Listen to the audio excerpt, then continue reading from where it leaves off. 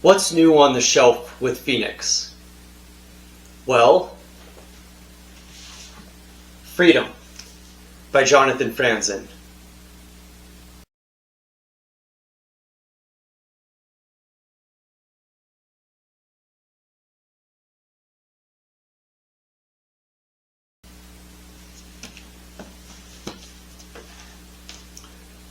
I'm super stoked because I just finished Freedom by Jonathan Franzen, which is a work of literature that was published around 2010 and that was considered the great American novel by Oprah Winfrey and other reviewers. Now, Jonathan Franzen has been on my radar for a while now because I hadn't read any of his works, but I know that Freedom was one that was highly recommended. So I finally tracked down a copy and decided to read it for myself. And I will be honest, I do really like this book. It's one thing to like a book because people recommend it so much. It's another thing to like a book because it appealed to you and seems to be something that challenged your literary aesthetic and challenged your view of the world. Now, one thing that I think makes this book really interesting is the characterization. And so just to be aware, there will be some spoilers ahead. I think it is the characterization that makes this book work.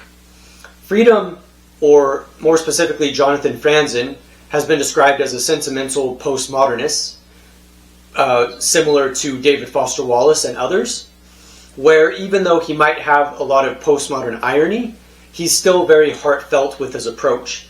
And I think that one of the things that Freedom does really well that actually surprises me a little bit, because I think it's hard to do, is it captures a sense of humor and a sense of irony and a sense of satire, while also not being caricaturing, not using straw mans, not being fake or one-dimensional.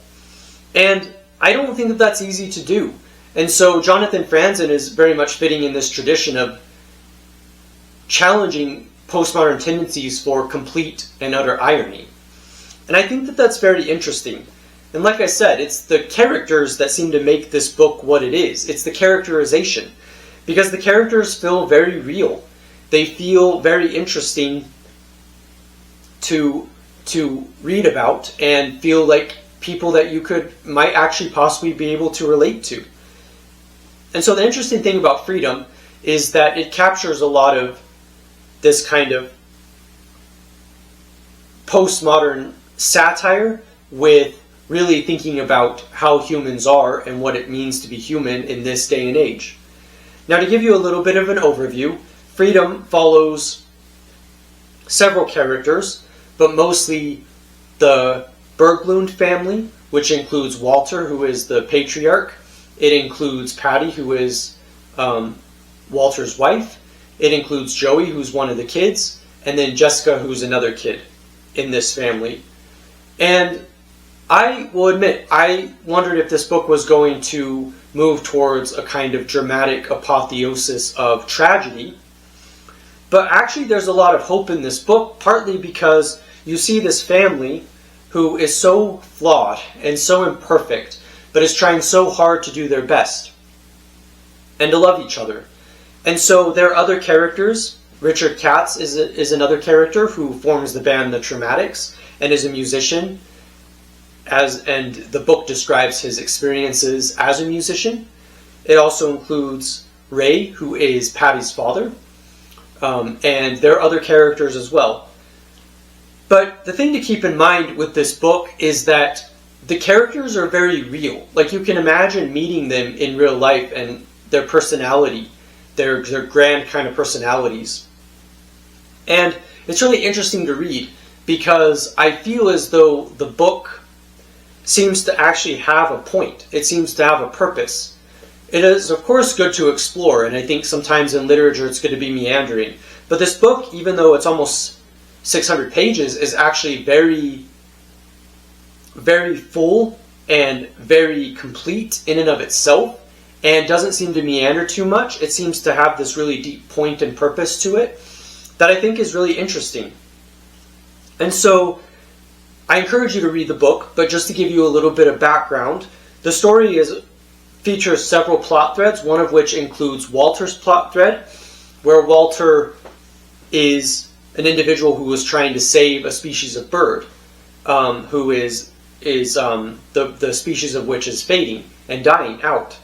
And it's very interesting how, even though Walter is a very well-developed and well-rounded person and character in this book, it's easy for him to be caricatured the way that we often caricature political figures.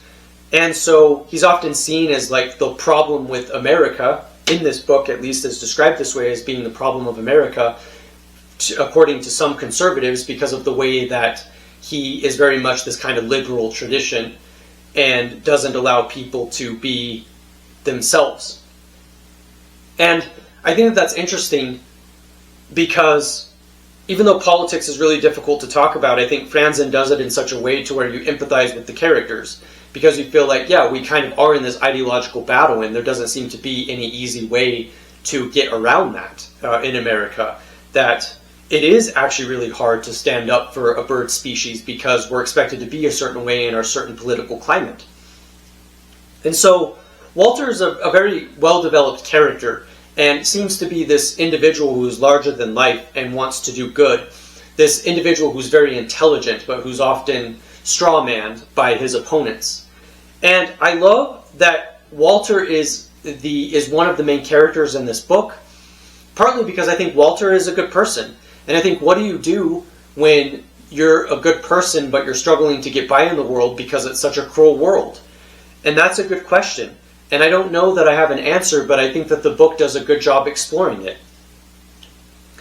Now, like I said, the characterization is what makes this book really good, but there is this technique that I think the book utilizes so well, which doesn't undermine the characterization and the seriousness of this book, but also allows for a little bit of humor, and it's the usage of irony. Now, irony is very much utilized in postmodern writing. Just think of Kurt Vonnegut, for example, where it's very satirical. Irony can be described as a sentence that seems to counteract itself or contradict itself in both the context of the book, of the words themselves, but also in the way that those words might normally be used. And he's constantly doing that.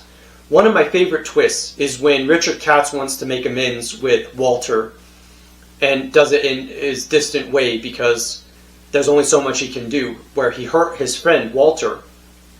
And Richard literally writes an album called Songs for Walter. And it's clever because it's metafictional, which is another postmodern flourish.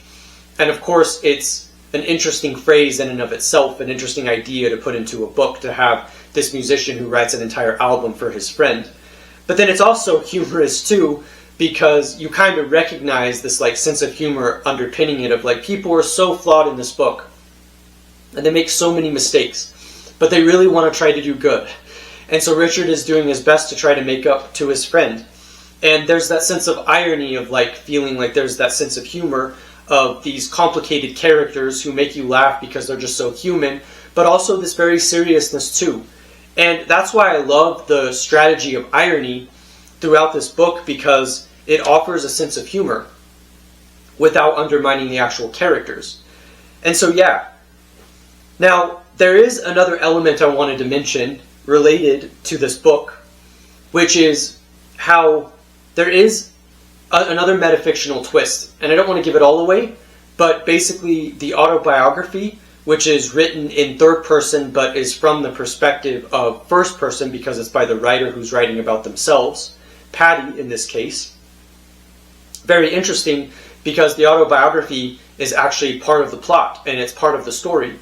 And even though this technique is very intuitive and is interesting in a lot of ways, I also feel like it's actually very unique in postmodern and metafictional writing, because of the way in which it's very true to life and very heartfelt, but it's also interesting because it does incorporate a little bit of metafiction in what you could otherwise call a pretty plot-driven story. So it is a little bit more straightforward compared to maybe the postmodern strands that we might find in more experimental writing. And so this is an interesting tension, to have the experimental components of the metafiction with more straightforward narrative. And I absolutely love that. I think that it's so interesting that that is the way that the story is described and written. And I think that it brings up a lot of interesting perspectives on how to write and how to think about writing, and how we're constantly creating our own narratives in life, which are both heartfelt and postmodern at the same time. Humorous, ironic, but also very true. And I love that Jonathan Franzen's able to capture this. So what do I think of this book? I think it is a very interesting book.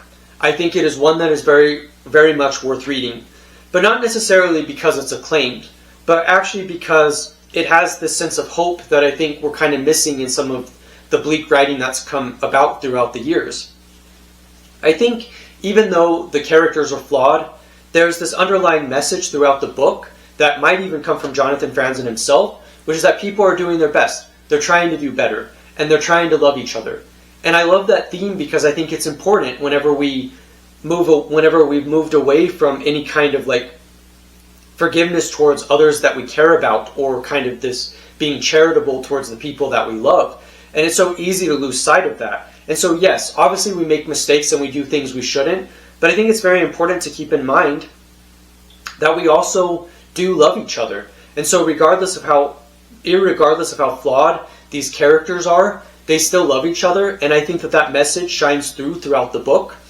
And I think that that's actually probably the most important theme in this book, and even plot thread that resonated with me, which is that you care about the characters. You care about what the characters are doing. You care about what they're trying to say. And you care about what they're trying to do. And I think it makes it really interesting to think that people can still be so good, even as they can also be flawed. And it's a message that I wouldn't have expected in postmodern writing or even contemporary literature, because so much of contemporary literature focuses on the experimental, the avant-garde, kind of the pushing the boundaries of aesthetics. But this book, using very interesting literary techniques, I think pushes the boundaries in a new way and in an unexpected way. And it does that through its use of irony and characterization and plot, but also looking at it in terms of the themes that are very important to the writer. And so I think that it's great, and I hope that you'll check it out. Thank you for watching this video, and I hope that you'll check the book out. I hope you'll check out my books and my other videos. Thank you for watching, and I will see you soon.